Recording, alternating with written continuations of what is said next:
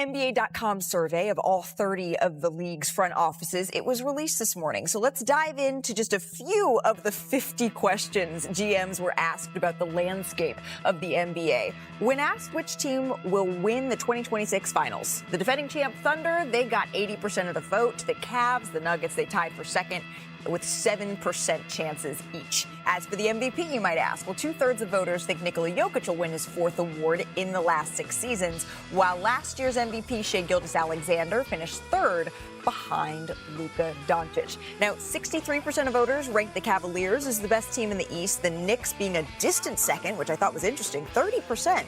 The Magic, they were the only other team to pick up votes for the top of the conference here. So out west, the Lakers, they might have Luka and LeBron, but GMs, they do not have confidence and they can finish in the top 2 seeds out west. In fact, they finished 7th in this survey in terms of Western Conference rankings. So this is a complete list of the survey results. This is in the Western Conference. Not a huge surprise, right? The Wolves, the Warriors, the Clippers all finishing above that play-in cutoff line. So Brian Windhorst, what do you make of the Lakers being slated as a play-in team after finishing 3rd out west last season? Well, if I was J.J. Redick, I would have this brought to the attention of the players. Now, I will just point out, the Lakers were the number 3 seed last year, but the difference between being 3 and 7 was just 2 games. This is very tightly packed here. But I will also say that the GMs, I'm not so sure were super impressed with the Lakers' additions in the offseason. Look, the Lakers' offseason for me was defined by extending Luka Doncic. To me, that made it an A-plus offseason. But DeAndre Ayton was cut and released and bought out. Marcus Smart, cut, released, and bought out. Jake LaRavia, a guy who has bounced around a little bit, didn't even get the last year option picked up on his rookie deal. The Lakers feel like those guys are going to help their defense. The Lakers feel like a slimmer and more energized Luka Doncic is going to help their team. But the margins in the West are narrow, guys, and I'm not so sure the GMs think the Lakers were able to close them. Look at Perk's face.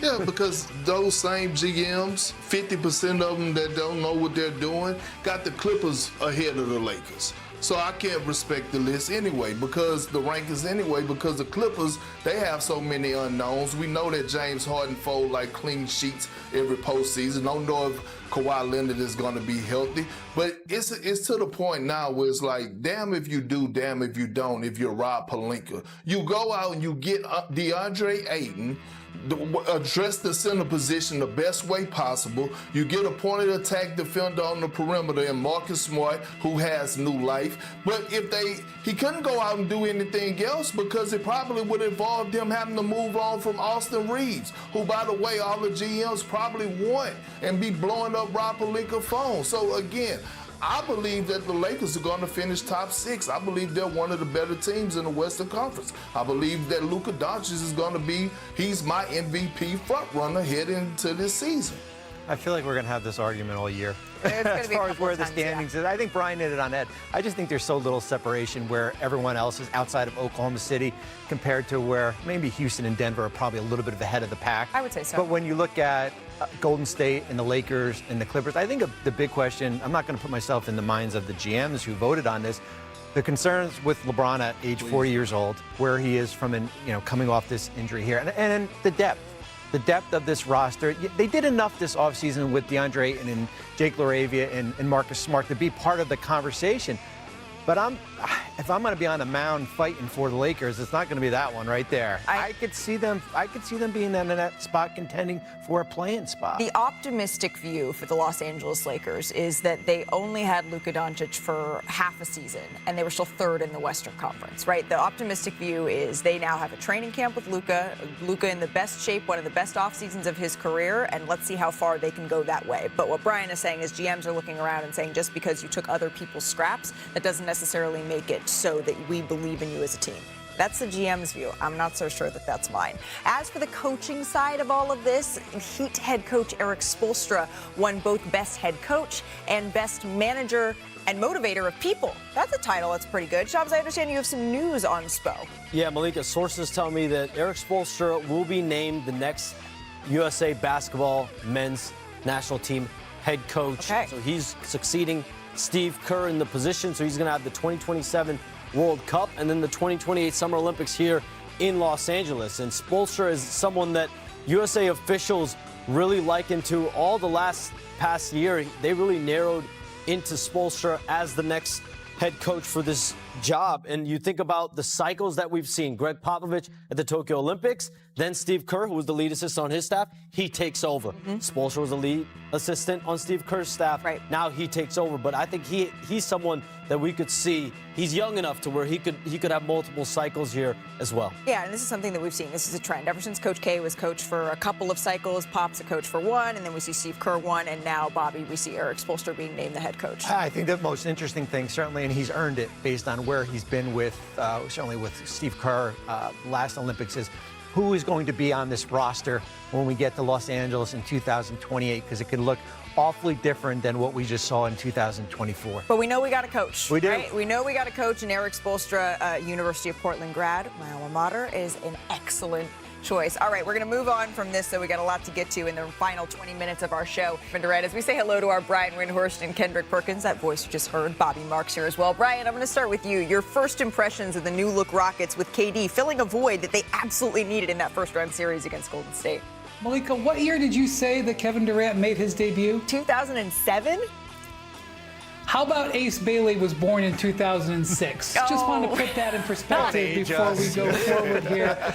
Look, I am not surprised at all that Kevin Durant came in a different uniform and started knocking down jumpers. I am not surprised at all that he's in excellent condition and ready to go. But what I took away from this game was how awesome the overall Rockets looked on offense, despite learning to live without Fred VanVleet. And I realize the Jazz are not going to be there in the playoffs this year. But boy, did Alperen Şengün impress me. You know, we've got other guys who played in the Eurobasket tournament for their countries this year who are not playing for their teams. Şengün has come into Rockets camp on a mission. He has looked terrific in these first two games. Last night had 13 rebounds. They're getting the ball to him at the center of the floor, letting him distribute. Look, we know he's got some limitations defensively. That's we know. But we also know the Rockets have defensive ways that they can back him up. This was an incredibly impressive start to the Kevin Durant era, and very impressive for the Rockets' overall offensive play. Well, we're only 1 week into preseason, but I think there's so many things you can take away. We were just talking about the length of Kevin Durant and Jabari Smith Jr., two players that are basically 7 foot. It's like the Spider-Man meme when they're on the floor together. There's a lot of similarities. Remember, this is a team that was one of the best defensive teams last year already. Now you had Kevin Durant. The other thing, as Brian said, you had Şengün. We were wondering who's playing point guard here. 19 assists the last 2 games. And then, of course, Amen Thompson. He's going to be the breakout star this year, an efficient 9 field goals made. A lot around the rim. We're probably going to wait and see if maybe that jump shot is developed. But this Houston team is must-see league pass when we get going for this regular season. Must-see league pass. I have a feeling that they're going to be must-see on a lot of cable as well here. But Perk, the impressive showing from the Rockets they put up. I know Bobby mentioned the defense. You want to talk about the defense too. I feel like they put up 140. I know it's the preseason. I know it's the Jazz, but they put up 140 in this game, Perk. They did, and look, I believe they're going to be the best offensive team in the league. They had 32 assists last night, 68 paint points, and 13 dunks. They're going to get out and run, but they're going to get stops, and it's going to be led by their best defender in Amen Thompson, who I believe is going to challenge Victor Wembanyama in the next few years as the best two-way player in the game. Look at this right here. It's instincts. Look at him. He's supposed to be at the nail, active hands, getting out in transition, speed, quickness, IQ. One of his assists right here to Jabari Smith for the lob. This is just perfect execution. And he didn't even break a sweat as he was running up and down the floor. Here we go again. Fighting over the screen. Tries to reject it. Nope, come here. I'm getting over the screen. Now watch this. Look how easy this is. Look how easy this is. Ball in, man. I see both. I'm getting this steal no matter what. The defender don't have a chance. He out on the break, gets another dunk. This man is going to be special, and he's going to challenge Victor in a few years on who's the best two-way player in the game. Well, since you mentioned Victor, it feels like we need to check the tape because he was in preseason action last night as well, and he was in Miami. This is the second game, Perk, of his preseason, and you're talking talking about being the best two-way player, he stuffed the stat sheet. 21 minutes of play. He had 10 points, 5 assists, 4 boards, 1 steal, 2 blocks. So, Brian, will Wemby be the first player to have a quadruple-double since David Robinson? Yes. Moving on.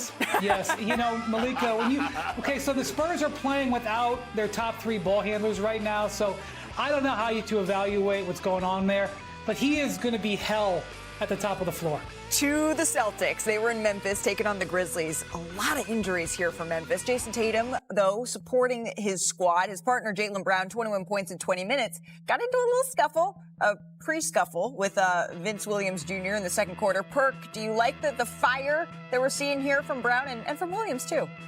There it is. Hell yeah. And Malika, I told you